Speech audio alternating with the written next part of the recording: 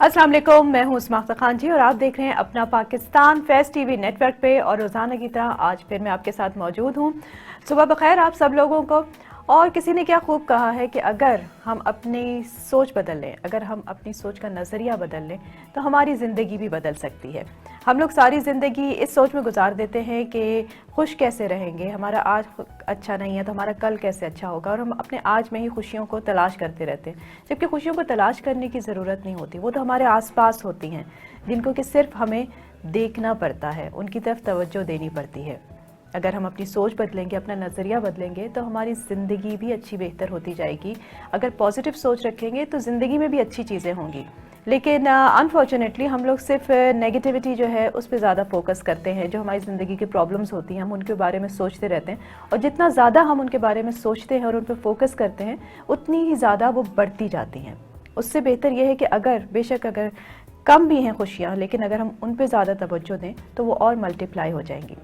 तो आइए आज के शो का आगाज़ करते हैं। रियाज मखदूम साहब मेरे साथ मौजूद हैं, बहुत सारी अच्छी अच्छी खबरें लेकर आए हैं और कुछ टेंशन वाली खबरें भी हैं, लेकिन वो बताते इतनी अच्छी तरह है कि अगर टेंशन हो भी तो वो दूर हो जाती है। अस्सलाम वालेकुम रियाज साहब, कैसे हैं आप? खैरियत से? अच्छा रियाज साहब, आपकी सबसे अच्छी बात तो ये है कि आप कभी भी नेगेटिव चीज़ें जो हैं उनको हाईलाइट नहीं करते। यानी कि अगर मैं आपको ऐसी खबर कोई देती भी हूँ जिसमें कि बहुत कोई परेशान कुन बात हो तो आप उसमें से भी एक पॉजिटिव पहलू निकाल लेते हैं और लोगों को यही कहते हैं कि परेशान होने की ज़रूरत नहीं है। बिल्कुल, पॉइंट ऑफ व्यू ऐसे ही होना चाहिए मेरा ख्याल है, चूँकि कोई भी चीज़ ब्लैक एंड वाइट में नहीं होती, ग्रे एरियाज भी होते हैं। तो बहुत सारे लोग सिर्फ ब्लैक ही देख रहे होते हैं, वो भी गलत है, और कुछ लोग सिर्फ वाइट ही देख रहे होते हैं, ऐसा नहीं होता है। अच्छाई बुराई हर चीज़ के कुछ पहलू होते हैं। अगर हम एनालाइज क्या करें, ज़रा सा गौर व फिक्र कर करें तो मेरा ख्याल है हमें ज़्यादा परेशान होना नहीं पड़ता है, क्योंकि परेशान तो लोग करते हैं। अगर हम चाहें तो फिर परेशान ना हो, तो इसलिए हाँ, ये तो हमारी अपनी चॉइस है। बिल्कुल ठीक है।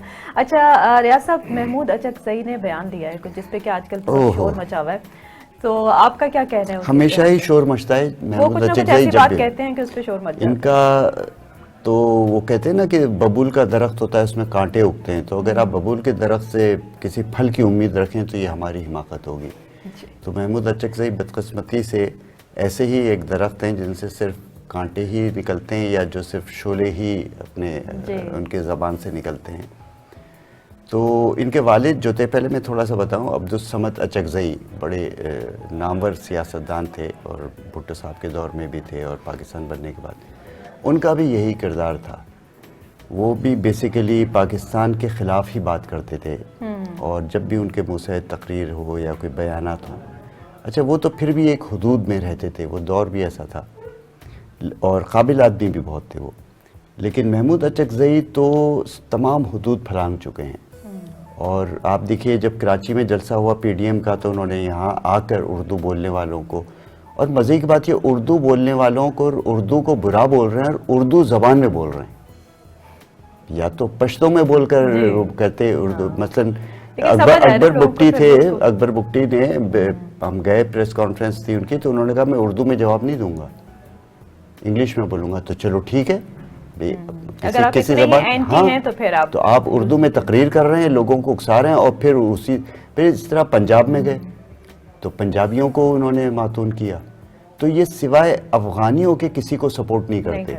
वहीं यानी इवन जो मुकामी हमारे बलोच हैं उनको भी खातिर में नहीं लाते, मुकामी पख्तूनों को भी नहीं लाते, ये अपने आप को अफ़गान कहते हैं।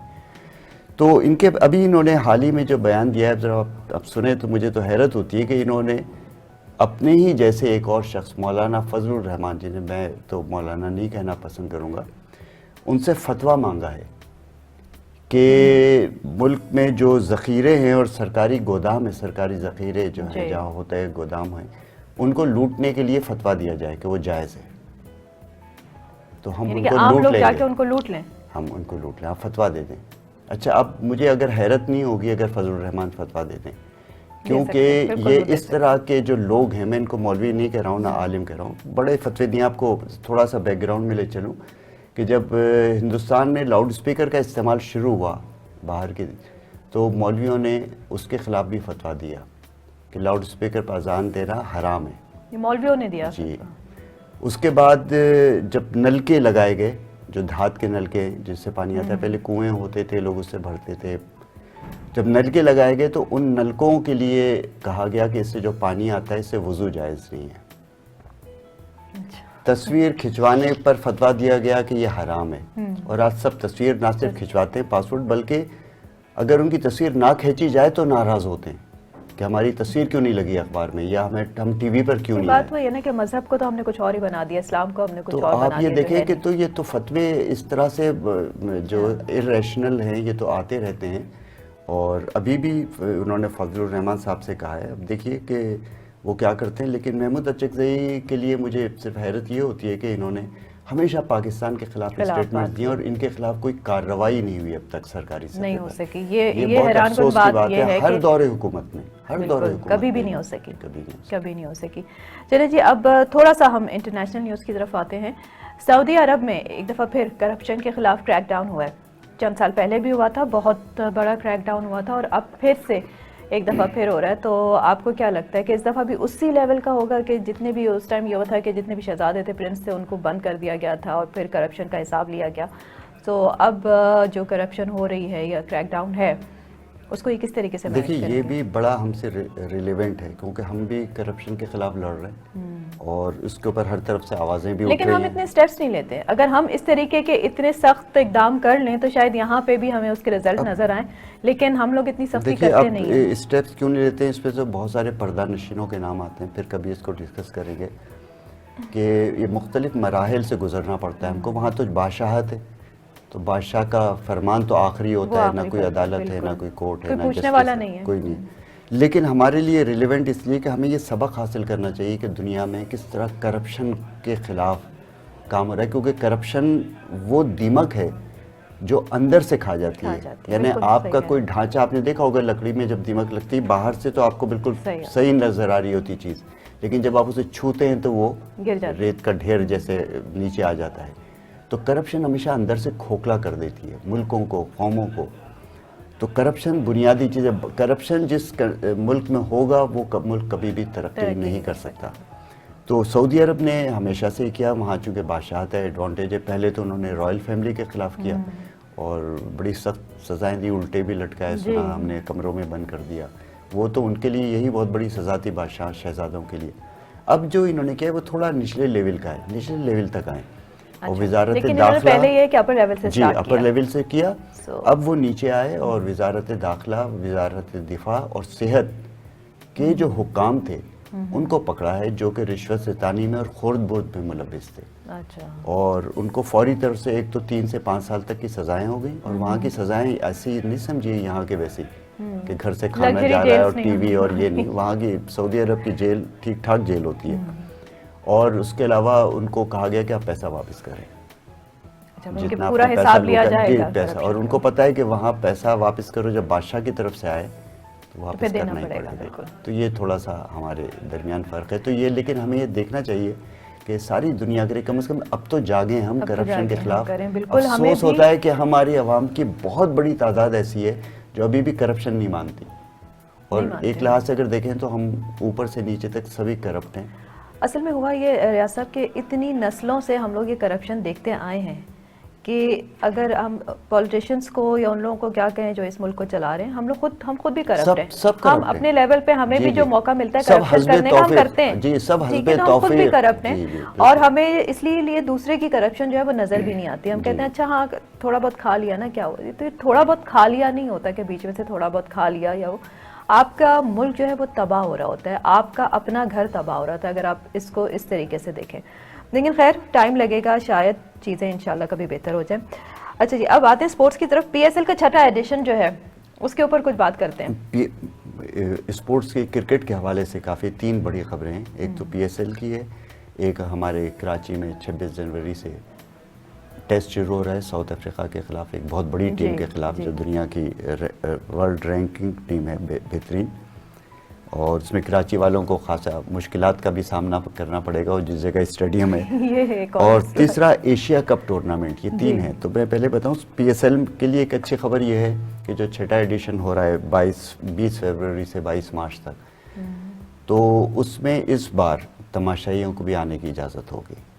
यानी ग्राउंड्स भरे हुए होंगे लेकिन महदूद, उतना नहीं होंगे कि बिल्कुल बराबर बराबर Social लगे हुए distancing के हैं साथ। सोशल डिस्टेंसिंग के साथ, लेकिन कम से कम ग्राउंड से आवाज़ें आएंगी, आवाज़ें क्योंकि आएंगी। क्रिकेट का मज़ा ही जब है जब ग्राउंड में जितना बिल्कुल। शोर हो रहा होता है आप तो अगर उसको लुत्फ टीवी आता पे है। देखें और वहाँ पे अगर ऑडियंस ना हो तो लगता है इन्हें कि आप मैच देख और रहे हैं। क्रिकेटर को भी मज़ा नहीं आता। सलीम मलिक इंडिया जब गए थे वहाँ टेस्ट उसकी सेंचुरी होने वाली थी, उससे पहले वहाँ के तमाशाई जैसे हैं इंडियंस, उन्होंने हंगामा कर दिया। कलकत्ता का स्टेडियम था एडन गार्डन जिसमें तकरीबन 1 लाख से ज़्यादा लोग आते हैं, तो वो मुलतवी कर दिया गया उस दिन मैच। और दूसरे दिन जो वहाँ के क्रिकेट की एसोसिएशन थी उसने मैच कराया पूरा कंप्लीट, लेकिन किसी को भी आने की इजाज़त नहीं दी। अच्छा। खाली स्टेडियम था, उसमें उन्होंने अपना तारीख साज सेंचुरी मुकम्मल की। और आज तक सलीम मलिक कहता है कि मेरी वो तारीख साज सेंचुरी जो थी खाली स्टेडियम में हुई, अरे, तो उसको कोई दाद, तो ये दाद जो होती है खिलाड़ी के लिए बहुत बड़ी ज़रूरी अहम होती होती है, है। बिल्कुल। तो एक तो ये छठा अपना एडिशन शुरू हो रहा है, और फिर दूसरी कराची का पहले टेस्ट मैंने बताया। अब ये देखिए आप, बहुत ही अच्छा दिलचस्प होगा। अच्छे पाकिस्तान की तरफ से नए प्लेयर्स को बहुत चांस दिया गया है। अच्छा है अपने होम ग्राउंड्स पर खेल कर वो ग्रूम हो सकेंगे, बशर्ते कि उनको फिर आगे भी चांस दिया जाए। वरना यहाँ ये होता है कि एक बड़ी टीम के आगे खड़ा कर देते हैं एक नौजवान को जिसने सिर्फ डोमेस्टिक क्रिकेट खेली है, फिर वो वो अगर उसमें घबरा ना जाता कर है, सका नहीं तो उसको खेल फिर निकाल दिया जाता है। तो ये जब तलवार लटकती होती है खिलाड़ी के सर पे कि पता नहीं मैं अगले मैच में हूँ या नहीं हूँ, तो वो इतना स्ट्रेस्ड होता है। ये मुझे वसीम राजा मरहूम ने कहा था इंटरव्यू में एक बार, वो भी ऐसे इन आउट होते थे, हालांकि बहुत बड़ा प्लेयर था वसीम राजा। तो उससे मैंने पूछा कि आप क्यों मतलब कि इन आउट होते हैं, और जब जाते हैं आपको चांस मिलता है तो कभी आप परफॉर्म नहीं कर पाते। तो उसने कहा कि जब ग्राउंड में खिलाड़ी जाता है ये सर पे बोझ लेकर कि अगर मैंने कुछ नहीं किया तो मैं निकाल दिया जाऊंगा, तो कभी भी परफॉर्म नहीं कर सकता। बिल्कुल। तो क्योंकि नए psychological खिलाड़ियों का pressure इतना होता है नए कि फिर प्लेयर्स वो को अगर आप नहीं चांस खेल दे रहे हैं तो उनको ग्रूम करें। ग्रूम करें, बिल्कुल। किसी और जो जब बड़ी बड़ी टीम के साथ खेलेंगे तो और ऑब्वियसली फिर उन पे बिल्कुल और आप ज्यादा प्रेशर बिल्कुल होता है। उन्होंने खेला ही नहीं होता तो वो चांस देना चाहिए। और फिर हम आते हैं एशिया क्रिकेट टूर्नामेंट, पे- एशिया कप। ये इस लिहाज से बस बड़ा ये अहम एशिया क्रिकेट पे हम बात करते हैं। ठीक है। आखिरी खबर हमारी यही है। ये एशिया कप क्रिकेट टूर्नामेंट जो है वो एशियन कंट्रीज़ के दरमियान होता है, बांग्लादेश, श्रीलंका, पाकिस्तान, इंडिया। ये इस लिहाज से बड़ा इम्पोर्टेंट है कि ये वाहिद टूर्नामेंट है जिसमें पाकिस्तान और इंडिया का मैच होना ही होना होता है, क्योंकि दूसरे के तो ग्रुप्स होते हैं, हो सकता है कोई मैच हमारा ना हो ना खेलें उस जीतने टीम में, के उसमें साथ। मैचेस के जीतने हारने से, लेकिन इसमें लाजमी होता है, तो बहुत लोगों को इंतज़ार होता है। तो ये लास्ट ईयर मुलतवी हो गया था कोरोना की वजह से, और उस साल पाकिस्तान को मेज़बानी करनी थी, लेकिन पाकिस्तान ने फ्रेंडली जेस्चर के तौर पर श्रीलंका को ये दे दी थी मेज़बानी।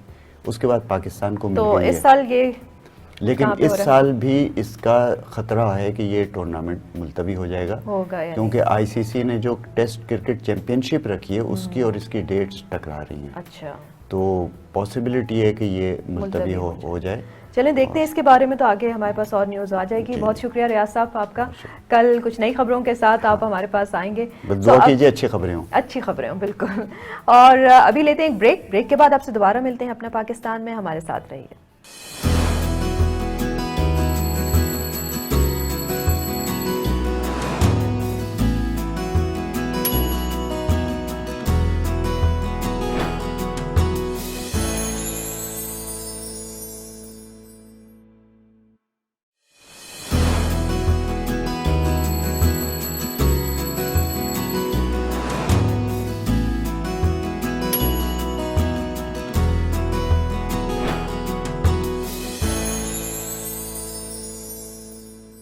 Welcome back. आप देख रहे हैं अपना पाकिस्तान, मैं हूं उस्मा, और अब हम बात करने वाले हैं कुछ फिटनेस के ऊपर, सेहत के ऊपर।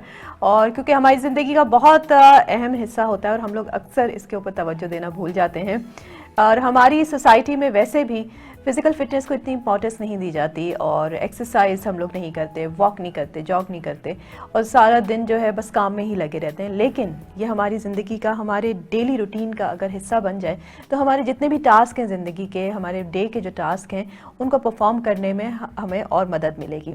मेरे साथ इस वक्त मौजूद हैं एलाइजा, फिटनेस एक्सपर्ट हैं, फिज़िकल फिटनेस एक्सपर्ट हैं, काफ़ी एक्सपीरियंस्ड हैं, और मैंने भी इनके साथ जो है ट्रेनिंग इनसे ली हुई है। सो उनसे मुलाकात करते हैं। अस्सलाम वालेकुम एलाइजा। वालेकुम क्या हाल है? बिल्कुल ठीक ठाक, आप कैसे हैं? बिल्कुल ठीक ठाक। सो एलाइजा, आजकल क्या हो रहा है, क्योंकि बहुत अच्छी ट्रेनिंग कराती हैं एलाइजा, और मैंने इनके साथ जुम्बा किया हुआ था।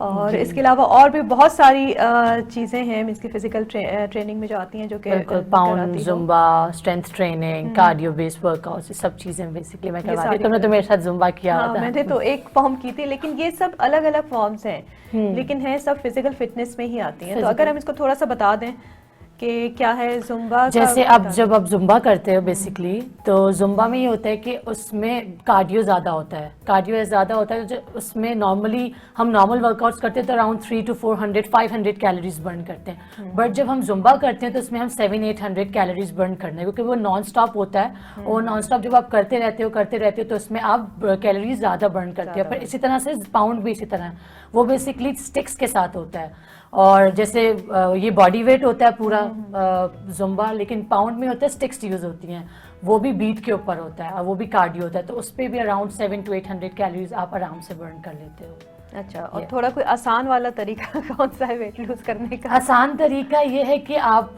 नॉर्मल वर्कआउट करें, जैसे डंबल्स के साथ कर लें। अब बहुत सारे लोग हैं जो जिम नहीं जा पाते, उनके लिए ये है कि वो घर पे करते हैं, तो वो उनके पास इक्विपमेंट नहीं है। लोग बोलते हैं हमारे पास डंबल्स नहीं है, टाइम नहीं है लेने का, डंबल्स लेने का टाइम नहीं है, तो वो बॉटल्स यूज़ कर लें, वाटर बॉटल्स यूज़ कर लें 1 लीटर 1.5 लीटर की, जितनी वो यूज़ कर सकते हैं, इजीली उठा सकते हैं, वो यूज़ कर लें। उसमें जो है वो आप नॉर्मली घर पे वर्कआउट्स करें, थोड़ा सा कार्डियो कर लें, थोड़ा सा स्ट्रेंथ कर लें।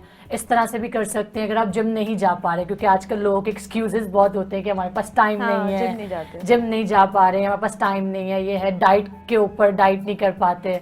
तो बहुत सारे एक्सक्यूजेज होते हैं जो कि आपको एक्सक्यूजेज नहीं बनाने चाहिए, क्योंकि ये चीज़ तो इस तरह की जिसको आपको अपनी लाइफस्टाइल बना लेना चाहिए, आपकी डाइट, आपके वर्कआउट्स। तो ये चीज़ें तो आपको मेरे ख्याल से कंटिन्यूस आपको डेली बेसिस पे करनी चाहिए। क्योंकि हम लोग अक्सर लोग ये समझते हैं कि अगर वो जिम जा रहे हैं, कर रहे हैं, तो कोई अलग सी चीज़ कर रहे हैं या बहुत मॉडर्न हो गए हैं इसलिए जिम जा रहे हैं, इसलिए एक्सरसाइज कर रहे हैं। ऐसा बिल्कुल नहीं है, क्योंकि अगर आप घर में ही रहते हुए थोड़ी बहुत भी एक्सरसाइज रोज़ कर लेंगे, और ये घर का काम करना एक्सरसाइज में नहीं आता। एक हमारे यहाँ औरतों का ये बहुत कॉन्सेप्ट है कि मैं तो पूरा घर का काम करती हूँ, सफाई करती हूँ, तो भाई तो एक्सरसाइज हो जाती है। तो इसके ऊपर थोड़ी सी रोशनी डालो, उनको बताओ कि ये एक्सरसाइज में नहीं आती थी। नहीं, बेसिकली ये आपको थका तो देती है, बट ये आपके वर्कआउट में काउंट नहीं होता। ये आपकी एक्टिविटी होती है जो आप दिन में करते हैं। आप बच्चों को स्कूल लेकर जा रहे हैं, स्कूल से लेकर आ रहे हैं, घर के काम कर रहे हैं, तो वो जस्ट आपकी एक एक्टिविटी है। वर्कआउट आपकी लाइफ में बहुत ज़रूरी है। आप चाहे उसको 30 मिनट्स कर लें, 1 घंटा कर लें, बट उसको डेली बेसिस पे आपने, अब चले डेली बेस पे भी नहीं कर रहे आप, हफ्ते में 3 दिन कर लें, 4 दिन कर लें मिनिमम, आप 5 दिन 6 दिन नहीं कर रहे। बट ये कहना कि हम लोग जो है डेली बेसिस पे हम लोग घर के काम कर रहे होते तो हमें तो ज़रूरत नहीं है वर्कआउट की। सबकी बॉडी को नीड होती है, चाहे वो मोटा हो चाहे वो पतला हो। हाँ। ये इस चीज़ की नीड सबको होती है और ये आपको करते रहना चाहिए। तो कोई एक्सक्यूजेज, वही बात है, एक्सक्यूजेज नहीं। तो ये भी तुमने अच्छी बात की कि ज़्यादा कॉन्सेप्ट ये भी है कि अगर वेट ज़्यादा है तो हम एक्सरसाइज करें, ठीक है, तो हम वर्कआउट करें, और अगर वेट हमारा जो है सही है और तो हमें एक्सरसाइज करने की जरूरत नहीं। लेकिन एक्सरसाइज आपके फिटनेस के लिए, आपकी हेल्थ के लिए वैसे ही बहुत ज़रूरी है। बिल्कुल, यही बात मैंने इसलिए बोला ना कि काफ़ी लोग ये कहते हैं अच्छा मैं पतली हूँ, मुझे मेरी बॉडी को नीड है वर्कआउट की। ऐसे नहीं होता। वही बात है, आप ओवरवेट हो, नॉर्मल हो, या आपका वेट बहुत कम है, आपकी बॉडी को नीड है इस चीज़ की, आपको ये करना है। अब ये है कि क्योंकि वो डाइट पर डिपेंड है ना, आप डाइट किस तरह की ले रहे हैं, आप क्या इंटेक कर रहे हो डाइट के ऊपर। अब बहुत लोग हैं जिनको वो बोलते हैं हमें वेट बढ़ाना है तो हमें क्या डाइट लेनी चाहिए, फिर उनकी डाइट अलग होती है, वेट कम करने वालों की डाइट अलग होती है। अब आपका 70% डाइट है और 30% वर्कआउट है। जब आप डाइट करते हो, वो डाइट वेट बढ़ाने की हो या वेट कम करने की, जब आप वो कर रहे होते हो कंसिस्टेंटली, तो फिर और साथ में वर्कआउट भी करते हो, तो आपको उसके रिजल्ट मिलते हैं, 100% रिजल्ट होते हैं। क्योंकि ऐसा होता है कि जब आप सिर्फ वर्कआउट कर रहे होते हो, डाइट नहीं कर रहे होते हो, तो ना आपका वेट गिर रहा होता है, ना कोई फर्क पड़ रहा होता है। वो सिर्फ अपने आप को खुश करने के लिए आप वर्कआउट कर रहे होते हो कि हाँ हम वर्कआउट कर रहे हैं, और लेकिन उसके बाद आप इतना खाना खा लेंगे कि उस वर्कआउट का भी कोई फायदा नहीं रहता। ऑयली फूड अगर खा रहे हो, अब आपने 500 कैलोरीज बर्न की हैं और आपने अगर 1500 कैलोरीज खा ली हैं, जाके आपने पिज्जा खा लिया मंगा के, तो कोई फायदा नहीं है, तो उसका कोई फायदा नहीं। एग्जैक्टली। तो ये है कि आप अब बहुत सारे लोग ये कहते हैं कि हम डाइट हमसे नहीं होती, रोटी चावल हम नहीं छोड़ सकते, हम उसके लिए क्या करें। फिर उसमें ये कर सकते हैं आप कि आप पोषण कंट्रोल कर लें। आप दिन में जो है वो 4 से 5 बार खाएं, ठीक है। ये उनके लिए जो डाइट प्रॉपर कर रहे हैं, 4 से 5 दफा उनको खाना है, थोड़ा थोड़ा करके उनको खाना है। बट जो कहते हैं कि हम रोटी चावल नहीं छोड़ सकते, वो ये कर लें कि पोर्शन कंट्रोल कर लें, जहां इतना खा रहे हैं वहां इतना कर दें, इतना तो कर ही सकते हैं ना, पोर्शन तो कंट्रोल कर ही सकते हैं। तो इसी तरह से करेंगे तो जरूर। अच्छा, दूसरी बात ये कि ये एक ऐसी चीज़ है कि जिसके ऊपर हमें अपने आप को एक कंसिस्टेंट होना बहुत ज़रूरी है, क्योंकि अक्सर लोग जो है शुरू तो कर देते हैं, पहला स्टेप लेना भी चलो आसान होता है कि एक दफ़ा आपने स्टार्ट कर दी, लेकिन फिर ज़्यादा अरसे उसको कंटिन्यू नहीं कर पाते, या थोड़ा बहुत अगर वो अपना रिजल्ट जो है उसको अचीव कर लेते हैं कि हमने इतना वेट लूज करना है और उसको अचीव कर लिया, उसके बाद फिर छोड़ दिया, फिर अपने नॉर्मल उस पर आ गए। देखिए वेट, वही बात है, वेट तो लोग कम कर लेते हैं, लेकिन उसको मेंटेन करके रखना भी बहुत मुश्किल होता है। तो उसको आपको मेंटेन करके रखना। अब जब आप कहते हैं अच्छा हमने जिम छोड़ दिया तो हमारा वेट बढ़ गया, ठीक है, ये भी होता है, बट वो वेट बढ़ने का कारण होता है बेसिकली उनका जो डाइट है, कि वो डाइट क्या ले रहे हैं। क्योंकि कम समटाइम्स ऐसा होता है कि आप मतलब वर्कआउट कर रहे होते हो, बट बीच में कुछ प्रॉब्लम्स की वजह से आपको ब्रेक आ जाता है, उसमें आप एटलीस्ट अपनी डाइट तो आप कंटिन्यू रखें, ठीक है, कुछ टाइम के लिए। बट वर्कआउट एक ऐसी चीज है, मैं यही बोलूंगी कि आप उसको कंटिन्यू रखें। आप चाहे घर पे कर लें, आधा घंटा निकाल लें, उसको घर पे कर लें, 40 मिनट्स 30 मिनट्स। घर पे किस तरह की एक्सरसाइज कर सकते हैं, कौन सा टाइम बेहतर है? अर्ली मॉर्निंग करें, किसी भी टाइम कर सकते हैं? किसी भी टाइम कर सकते हो, but early morning is the best time. उसमें आप ये है कि आप जब सुबह सुबह उठते हो तो पूरा दिन आपका बहुत अच्छा फ्रेश रहता है और आप एक्टिव रहते हो। जब आप कितनी देर, मिनिमम कितनी देर एक्सरसाइज करनी चाहिए? कितना? ये 5-10 मिनट की भी काफी है? नहीं, 5-10 मिनट तो फिर बहुत कम हो जाता है ना, फायदा नहीं। क्योंकि अब जब वर्कआउट करते हैं तो हमारे जो खवातीनें भी हैं या नॉर्मली, तो वो बीच में ब्रेक्स इतने ज्यादा ले लेते हैं कि वो 5-10 मिनट जो है वो आधा घंटा चले जाता है। तो इसलिए वो जब ब्रेक्स की वजह से जब आप उसको एटलीस्ट 30 मिनट्स वर्कआउट करते हो, तो आप अगर 5 मिनट कर रहे हो तो बीच में 1-2 मिनट का रेस्ट आ गया, तो इस तरह से आप उसको 20-30 मिनट्स मिनिमम, उसको आप 20-30 मिनट्स रखें। और अगर जिम जा रहे हैं, अगर आप ज़्यादा टाइम दे सकते हो तो आप 1 घंटा तो एटलीस्ट वर्कआउट करें दिन में। ठीक है। अच्छा, और इसमें डाइट किस तरह की होनी चाहिए? अगर किसी को अपना वेट लूज करना है तो क्या सिर्फ एक्सरसाइज तो जरूरी नहीं है, जैसे तुमने बताया कि उसके साथ डाइट का भी बहुत ख्याल रखना जरूरी है। तो डाइट के लिए क्या पूरा कोई प्लान देती हो तुम कि इस तरीके से डाइट, और अकॉर्डिंग टू वेट होता है, एज होता है? होते हैं बिल्कुल, अकॉर्डिंग टू एज, आपकी क्या एक्टिविटीज हैं, उस हिसाब से आपके कस्टमाइज्ड डाइट प्लान्स बनते हैं बेसिकली। और उसको आप जो है अगर आप फॉलो करते हो तो फिर आपको 100% रिजल्ट मिलता है। अब डाइट में आपने क्या करना है कि जब आप सारी सी बात है, आप खाना, भूख लगती है, खाना खाते हैं, अब रात में आपको कार्ब्स नहीं लेने हैं। अब दिन में आप खा रहे हैं, आप ब्रेड ले लें, कुछ भी चपाती भी ले लेते हैं लंच में, बट रात में अगर आप कार्ब्स ना लें तो वो सबसे बेस्ट है। क्योंकि रात में जब आप कार्ब्स लेते हो तो वो फैट डिपॉजिट करता है, तो रात में आपको कार्ब्स नहीं लेने। और रात में कोशिश करें कि 8 बजे के बाद आप खाना नहीं खाएं, 8 बजे आप लास्ट अपनी मील ले लें और 8 बजे के बाद फिर स्टॉप कर दें। ये आप करें। उसके बाद कुछ थोड़ा बहुत खा सकते हैं, इजाजत है?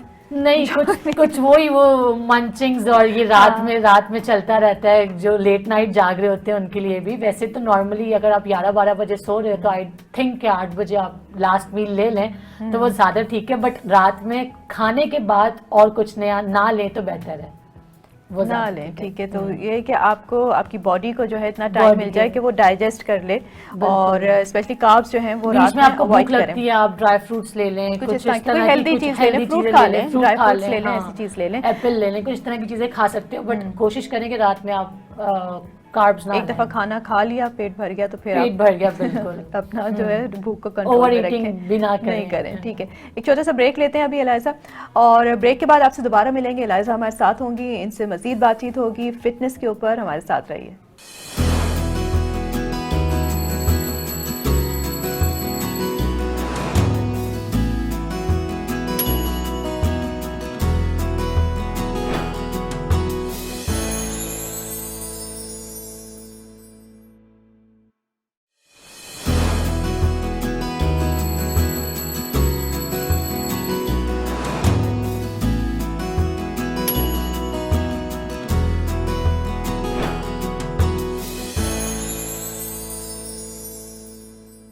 वेलकम बैक, आप देख रहे हैं अपना पाकिस्तान। एलाइजा मेरे साथ मौजूद हैं और बातचीत हमारी हो रही है फिटनेस के हवाले से। जो कुछ हम लोगों के मिसकंसेप्शंस हैं एक्सरसाइज के बारे में, वर्कआउट के बारे में, उसके ऊपर भी बात होगी।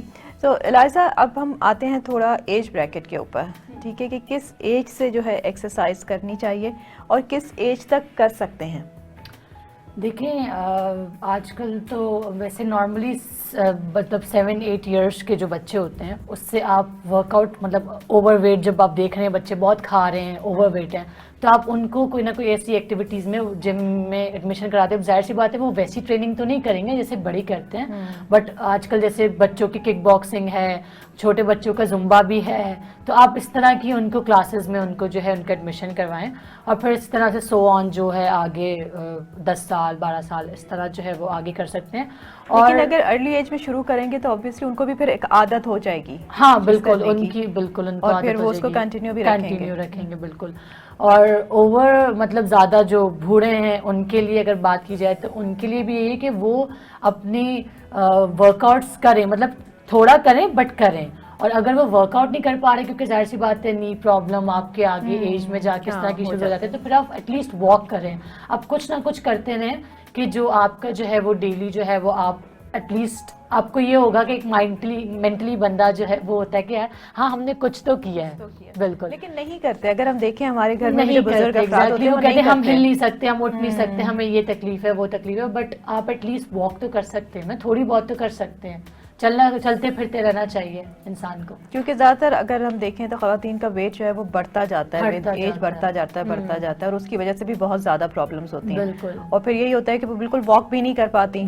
जैसे प्रेगनेंसी के बाद भी ऐसा होता है अक्सर कि आप जब उनको पता ही नहीं होता बेसिकली कि कब वर्कआउट स्टार्ट करना है, तो वो पहले तो काफ़ी होते हैं जो डॉक्टर से रेकमेंड किए बगैर आ जाते हैं कि हम ट्रेनर से पूछ रहे होते हैं हम कब वर्कआउट करें, कब स्टार्ट करें। बट ये है कि आपको जब डॉक्टर से पहले आप रेकमेंड करें अपने और उनसे पूछें कि मुझे क्या बेस्ट टाइम है, किस वक्त मुझे वर्कआउट अब स्टार्ट करना चाहिए, क्योंकि वो आपको ज़्यादा बेहतर बताएंगे ना। तो वो आपको जब बता दें कि हाँ आप वर्कआउट स्टार्ट करें, मेडिकली फिट हैं बिल्कुल, तो फिर उसके बाद आप वर्कआउट स्टार्ट करें। लेकिन वैसे कितना टाइम होना चाहिए? अगर मिस तुम्हारे पास आती हैं चाइल्ड बर्थ के बाद ख़वातीन, तो उनको तुम कितना टाइम देती हो कि कितने 1-2 महीने के बाद आके या 3 महीने बाद हो? हाँ अप्रॉक्सी 3 महीने तक तो आपकी बॉडी नॉर्मल हो जाती है इतनी, तो आप आफ्टर 3 मंथ्स आप अगर आपको लग रहा है कि हाँ अब आप वर्कआउट कर सकते हो, आपकी सारी जो है वो प्रॉब्लम्स इश्यूज जो भी हैं वो अब नहीं है, तो मैं यही बोलती हूँ 3 मंथ्स के बाद आप स्टार्ट कर दें। नॉर्मली 4 मंथ्स के बाद, इतने टाइम बाद तो आपको स्टार्ट कर दीजिए। लोग 1-1 साल तक बैठे रहते हैं हाँ। और वेट करते रहते हैं कि नहीं वो तो हमारी अभी प्रेगनेंसी जो है वो अभी प्रेगनेंसी में थे और ये और वो, बट ऐसा नहीं होना चाहिए। 1-1 साल तक आप क्यों बैठ रहे हैं? आप 5 महीने 4 महीने, इससे ज़्यादा ये भी मैं आपको ज़्यादा बता रही हूँ। उसके 3 से 4 महीने के बाद जो है शुरू कर देना चाहिए। लेकिन वही बात है कि फिर आप सुस्त होने लगते हैं, अपनी उस चीज़ों में जो एक लाइफ चेंज होती है उसमें इतना इन्वॉल्व हो जाते हैं कि फिर आप इस चीज़ से हट जाते हैं। लेकिन अगर आप एक्सरसाइज करते रहेंगे, वर्कआउट करेंगे, तो आप और एक्टिव और हेल्दी फील करेंगे। और जैसे मैंने स्टार्ट में ही कहा था कि आपके दिन के जितने भी आपकी जो टास्क होते हैं वो आप और अच्छी तरह से उनको पूरा कर सकेंगे। अच्छा, आजकल एक ट्रेंड बहुत चल रहा है ये बूट कैंप्स का और 30 डेज चैलेंज, 40 डेज चैलेंज। बिल्कुल, ये क्या है? Is it like healthy activity है या फिर इसके कोई साइड इफेक्ट्स भी हैं? साइड इफेक्ट्स तब हैं जब आपके पोस्चर्स ठीक ना हो बेसिकली, क्योंकि मैं खुद भी कराती हूँ। क्योंकि कुछ लोग कोलैप्स हुए हैं, जो कुछ क्लासेस हुई हैं उसमें ये है कि कोलैप्स इश्यूज हो जाते हैं, बैक का इशू हो जाता है, नी का इशू हो जाता है। वो इसलिए होता है क्योंकि उसमें ये होता है कि जब आप 1-on-1 ट्रेनिंग ले रहे हैं, ठीक है, उस पर ट्रेनर आपके सर पर है, ठीक है, वो आपके पोस्चर्स वगैरह ये वो प्रॉपर देख रहा है। अब बूट कैंप्स में क्या होता है, लोग ज्यादा होते हैं, ठीक है, तो उधर अगर आपके पास वहाँ पे ट्रेनर्स कम अवेलेबल हैं तो वहाँ पर जो है वो चीज़ों को मतलब मैनेज करना मुश्किल हो जाता है, फिर वो काफ़ी लोगों को इंजरीज हो जाते हैं। अब माशाल्लाह से मैं पिछले 3 साल से बूट कैंप करवा रही हूँ, बट आज तक कभी इस तरह का कोई इशू नहीं हुआ। क्यों? क्योंकि वो आपका फिर एक तरीका भी होता है ना, अब आपके वर्कआउट कराने का, बताने का। में होता है क्या? बहुत सख्त होता है, बहुत मुश्किल होता है? नहीं, ऐसा कुछ नहीं होता कि बहुत सख्त होता है, बहुत मुश्किल होता है। मतलब नॉर्मली जैसे नॉर्मल वर्कआउट आप जिम में भी करते हो वैसे ही होता है, बट जिम में आप मशीन्स के ऊपर करते हो, वहाँ पे आप पूरा बॉडी वेट ट्रेनिंग होती है आपकी, सारे बॉडी वेट होता है। डंबल्स वहाँ पर भी होते हैं, आजकल तो बूट कैंप्स में भी इक्विपमेंट्स हैं और लेडर्स रखे हुए होते हैं, टायर्स रखे हुए होते हैं, बहुत सारी चीज़ें रखी हुई होती हैं। बट उसमें ये होता है कि हाँ, उसमें आप भाग दौड़ना ज़्यादा होता है, भागना दौड़ना, तो वो इसलिए कहते हैं कि लोगों को ज़्यादा मुश्किल लगता है क्योंकि उसमें भागना दौड़ना ज़्यादा। जिम में तो आप एक जगह पे खड़े हुए हो, आपने आराम से वर्कआउट और ये कितनी टाइम ड्यूरेशन के लिए होता है? 1 महीने का होता है? कितने डेज का कराते हैं? ये होता है, काफ़ी लोगों का 35 डेज का भी है, 40 डेज का भी है। फिर वो एक सेशन के बाद बीच में 10-15 डेज का गैप आ जाता है। कुछ लोग 1 वीक का गैप देते हैं, कुछ लोग 15 डेज का, मतलब इस तरह का गैप होता है, 7 डेज 15 डेज का गैप होता है। फिर उसके बाद उसको वो लोग वापस से रीस्टार्ट करते हैं, बट बीच में गैप होता है। अच्छा, अक्सर तो लोग ज़्यादातर जो है एक अपना टास्क उन्होंने रखना होता है कि हमने इस डेट तक जो है इतना वेट कम करना है, या जिनकी शादी हो रही होती है, क्योंकि हमारे मुल्क का तो एक ये बहुत बड़ा शादी होनी है, तो हमें उससे पहले पतला भी होना है, खूबसूरत भी होना है, और शादी होगी एक दफा तो उसके बाद फिर हमें किसी चीज की परवाह नहीं है। तो वो जो टास्क ध्यान में होता है तो उसके लिए आती होंगी अक्सर लड़कियां, बल्कि लड़के भी आते होंगे कि मुझे इससे पहले वेट कम करा दो। ज्यादातर लोग ऐसे ही आते हैं कि वो आते हैं और वो बोलते हैं कि यार अलाइजा नेक्स्ट मंथ जो है ना शादी है, तो मुझे ना 5 kg वेट गिराना ही गिराना है बस। मैं बोलती हूँ मैं तो अपनी तरफ से पूरी कोशिश करूंगी, अब आगे तुम्हारा काम है डाइट करना और कंसिस्टेंट रहना बेसिकली।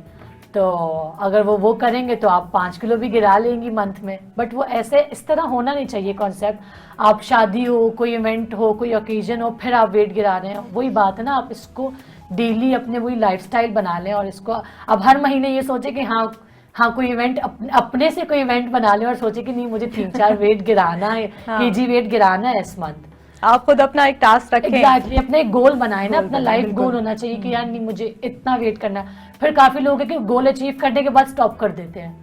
हाँ ठीक है, स्टॉप, गोल अचीव हो गया और फिर उसके बाद फिर वो अपने ट्रैक से हट जाते हैं। ऐसा नहीं होना चाहिए, कंटिन्यू रखेंगे तो वो आप उसको जो है मेंटेन रहेगा।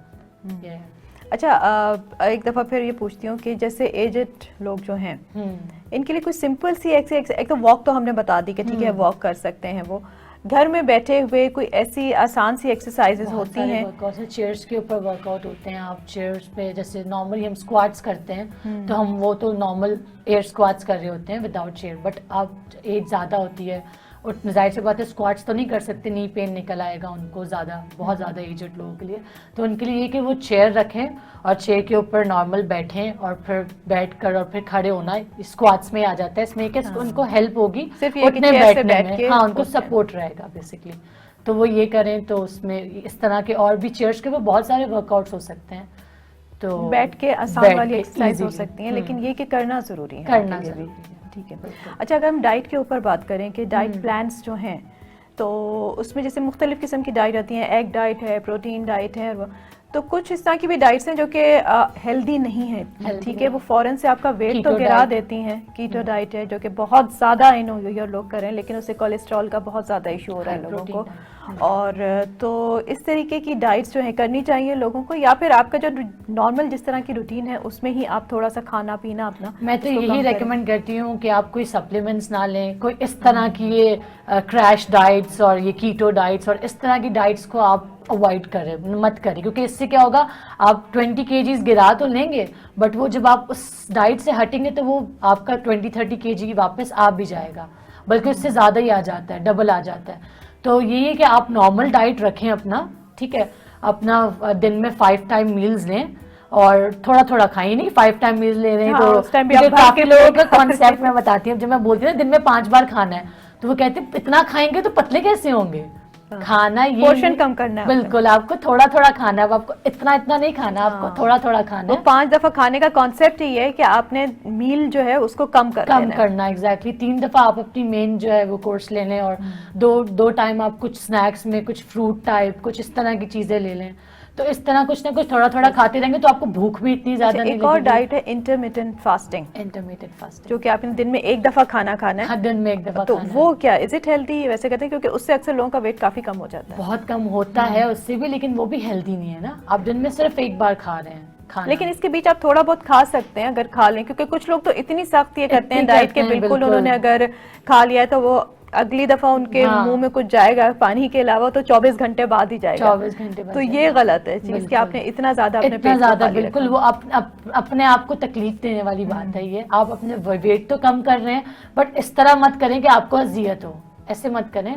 वही मैं आपको बोलूँगी, डाइट आप कुछ ना कुछ थोड़ा थोड़ा खाते रहें इसी तरह से, और फिर रात को 8 बजे स्टॉप कर दें। अपने ऊपर कंट्रोल रखना कंट्रोल सबसे, रखें। माइंड आपका सारा माइंड का गेम है। अपने दिमाग को समझाएं कि नहीं अब इतने बजे के बाद नहीं खाना मुझे खाना। और अगर आपको खुद पे कंट्रोल करना सीख लिया आपने, और मेटाबॉलिज्म की सारी बात है, आपका मेटाबॉलिज्म अगर आपका वही fast बात है ना, होगा। अपने 5 दफा आपने खाना डेली बेस पे जब आप 5 दफा खाएंगे थोड़ा थोड़ा, तो वो आपका मेटाबॉलिज्म सेट हो जाएगा, ठीक है। और वो फिर खाना भी आपका अच्छे से डाइजेस्ट होगा और आपका और इस weight खाने भी में गिरेगा। इसके 5 टाइम मील्स में ये भी आता है कि अगर आपने किसी टाइम सिर्फ फ्रूट्स खा लिए या किसी टाइम आपने सिर्फ सैलेड बना के सब्जियों की खा लिया, किसी टाइम आपने सिर्फ नट्स खा लिए, तो ये भी मील में ही आ जाता है। बिल्कुल, ये भी मील में ही ये भी आता है। मील ये में ही जो आता है। 5 टाइम मैं बता रही हूँ ये इसी तरह ये से। अब इसी वो तरह आपने से हाँ कर 2-4 बादाम भी खा लिए ना तो हर दफा बिरयानी की प्लेट आपने नहीं खानी है और अंडे पराठे नहीं खाने। इलाही साहब बहुत शुक्रिया, बहुत अच्छी बातचीत रही तुम्हारे साथ। इंशाल्लाह फिर बुलाएंगे और मजीद फिटनेस के ऊपर बात करेंगे, क्योंकि इस चीज़ की अवेयरनेस लोगों में लाना जो है बहुत ज़रूरी है। ये कोई आपकी लाइफस्टाइल का एक हिस्सा होना चाहिए। बेशक से वॉक करें थोड़ी सी, अगर आप घर से बाहर निकल के वॉक भी कर लेते हैं आधा घंटा 1 घंटा, तो वो भी बहुत होती है। सो अपने आप को फिट रखने के लिए अपनी डाइट अच्छी करें, हेल्दी डाइट लें, साथ ही वर्कआउट करें और फिट रहें, खुश रहें। दोबारा आपसे फिर मुलाकात होगी, एक ब्रेक लेते हैं, हमारे साथ रहिए।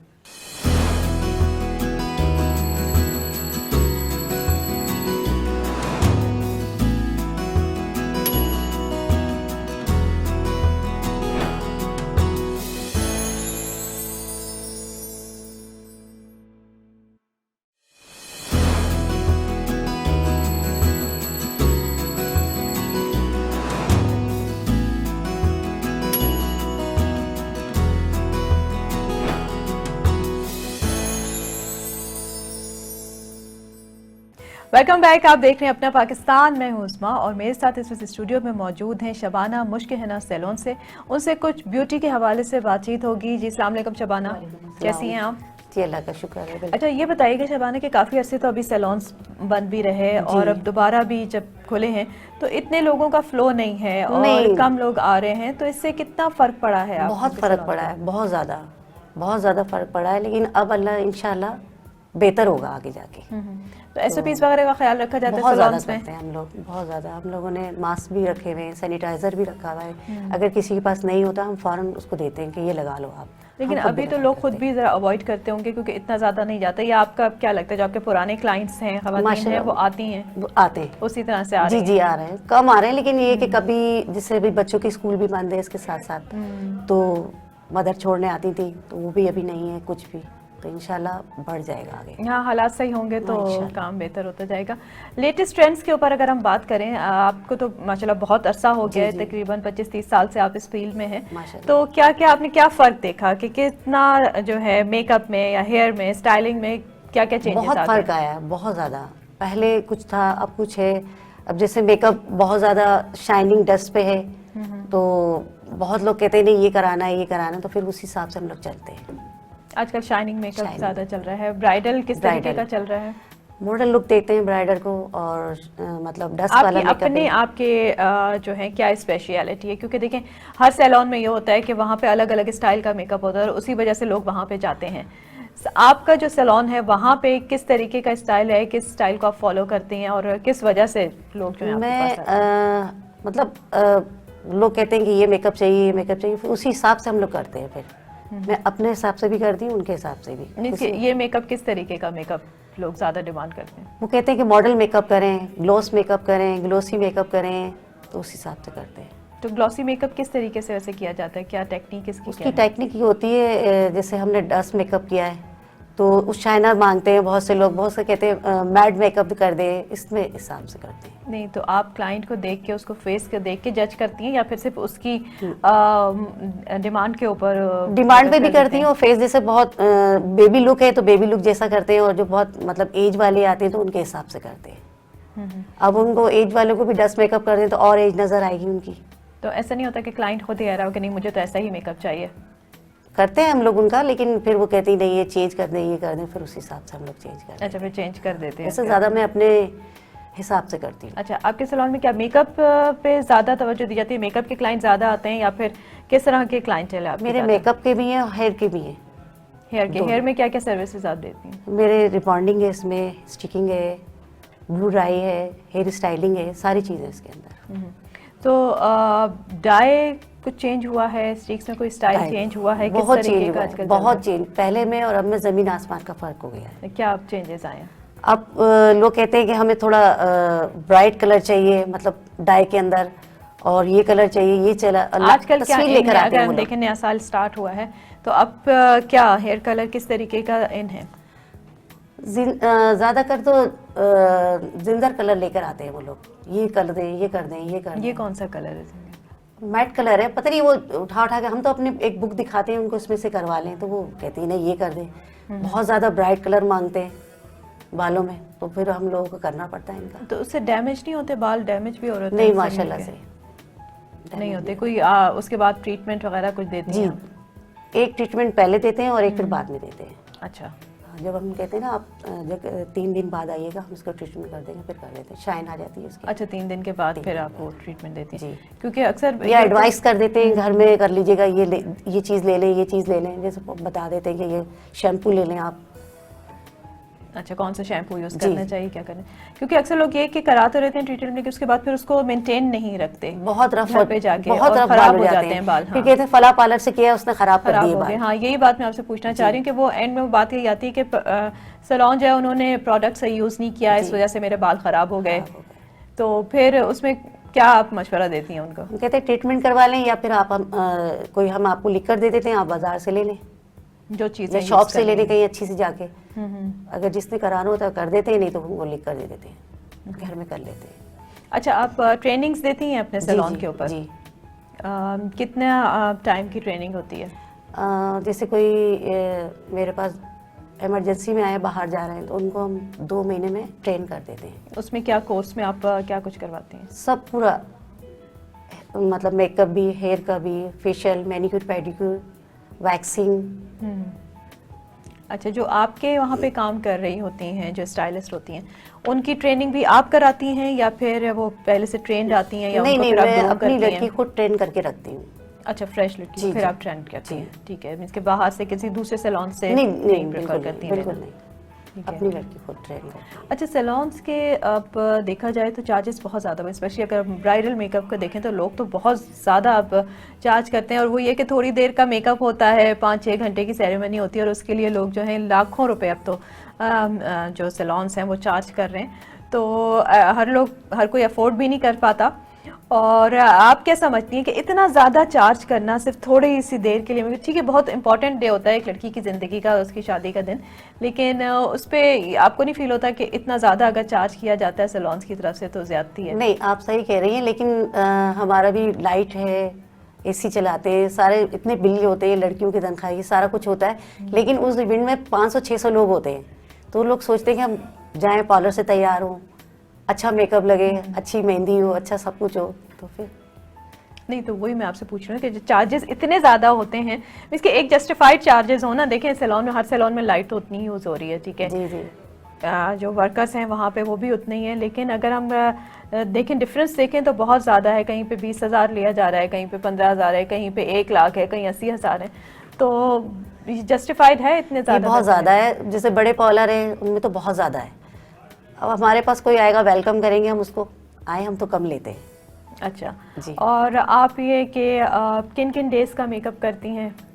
मैं पार्टी मेकअप होता है मेरा, डे मेकअप, नहीं, शादी के जैसे डेज हैं तो उसमें ये है अच्छा, कि वलीमे का है और बारात का है, बारात का है, और मेहंदी का? मेहंदी का भी करते हैं। मेहंदी का भी। वलीमे बारात का अक्सर ये है कि लुक थोड़ा चेंज करने के लिए जी, आप चेंज क्या होता है, उसमें चेंज होता है, क्या चेंज करते हेयर हैं? स्टाइल चेंज करते हैं, उसमें आईज मेकअप चेंज करते हैं, थोड़ा सा लुक चेंज करते हैं अलग अलग। मतलब जैसे अगर 2 दिन की हमारे पास बुक हो गई है तो उसको हम फ्लैट कर देते हैं, या फिर वलीमे में हम उसको मतलब दूसरा हेयर स्टाइल बना देते हैं, तो लुक चेंज हो जाता है। अच्छा, आजकल की जो ब्राइड्स हैं उसकी खास क्या डिमांड होती है? किस तरीके का मेकअप चाहिए? अभी जो इस साल की अगर हम देखें, पिछले साल से देखें जो लड़कियां हैं, क्योंकि अब तो बहुत ज़्यादा अवेयरनेस आ गई है, ठीक है, सोशल मीडिया की वजह जी, से, जी। यूट्यूब की वजह से, तो टेक्निक्स भी पता है लड़कियों को, उनको ये भी पता है कि बाहर किस तरीके का मेकअप हो रहा है। तो कुछ आती हैं या खुद आके बताती भी होंगी कि नहीं आप इस तरीके से करें मेकअप? और जी जी बताती हैं कि इस तरीके से हमें मेकअप करें, तो मैं कहती हूँ चलो ठीक है, आपको जैसा आपको अच्छा लगे हम कर देंगे। लेकिन मैं ज़्यादा अपनी एडवाइस देती हूँ कि मैं आपको अच्छा करके दूंगी, आप मुतमईन होंगी, तो मुतमईन हो जाती हैं। जी। अच्छा, तो कभी कोई ऐसा क्लाइंट तो नहीं मिला कि वो नाराज़ हो गया हो कि मेरे ये नहीं, मेरी डिमांड ये नहीं थी, ऐसा मेकअप नहीं चाहिए था और इस तरीके का हो गया? नहीं, कभी ऐसा हुआ नहीं इस 30 साल में मेरे पास से। अच्छा, नहीं हुआ कभी कभी। नहीं हुआ, चलिए, ये माशाल्लाह बहुत से। जी जी अच्छी हमने बात की, वरना हर सैलून पे इस तरीके नहीं, का नहीं, कोई ना नहीं। कोई केस जरूर हुआ होता है कि मैं एक ही जगह पे हूँ माशाल्लाह से, वहाँ मतलब मेरा अच्छा, कोई- इसमें ये जरूरी नहीं होता कि जो है उसमें ब्यूटिशियन की गलती है या सैलून की गलती है। कभी कभी क्लाइंट भी इतना फंसी होता है कि वो सेटिस्फाई नहीं हो लेकिन पा रहा हम उसको होता। करते हैं। आप कर देते हैं, अगर नहीं हो रहा कोई तो फिर आप उस नहीं, तरीके उसको का मेकअप करके हमारी कोशिश होती है कि हम अपने क्लाइंट को खुश करके भेजें यहाँ से। मेकअप आप खुद करती जी, हैं मैं या करती फिर आपके पास नहीं, जो मैं खुद trainees करती हैं? हूँ। आप खुद मेकअप खुद करती हैं, ठीक है। एंड हेयर पे जी जो है मेकअप all पे, over हेयर पे होती मैं है। खुद ही हूँ। ठीक है। चलिए शबाना, आपसे बहुत अच्छी बातचीत रही और इंशाल्लाह फिर आपसे मुलाकात इंशाल्लाह। होगी दोबारा। कुछ टिप्स वगैरह आप लेकर आइएगा ब्यूटी जी, की, जो हम अपने इंशाल्लाह। नाजरीन के साथ शेयर कर सकें। सो आज का प्रोग्राम यहीं पे ख़त्म होता है। उम्मीद करती हूँ कि पसंद आया होगा आपको। फ़िटनेस के हवाले से हमने आज काफ़ी बातचीत की। सो अपनी ज़िंदगी को फ़िट रखिए, खुश रहिए। जैसे मैंने प्रोग्राम के शुरू में भी कहा था कि खुशियाँ हमारे आसपास ही होती हैं, बहुत दूर नहीं होती हैं हमें, क्योंकि हम हमेशा सिर्फ ढूंढ रहे होते हैं कि खुशी कहाँ है और किस चीज़ से हमें खुशी हासिल हो सकती है। लेकिन अगर हम अपने आसपास ही देखें, जिस सिचुएशन में हम लोग हैं उसमें भी बहुत अच्छी चीज़ें हैं, बहुत सारी खुशियाँ हैं हमारे पास। तो उनको चेरिश करें, उनको लिव अप करें, उनके साथ रहें, खुश रहें। कल आपसे दोबारा मुलाकात होगी। मुझे इजाज़त दीजिए, अपना बहुत ख्याल रखिए। अल्लाह हाफ़िज़।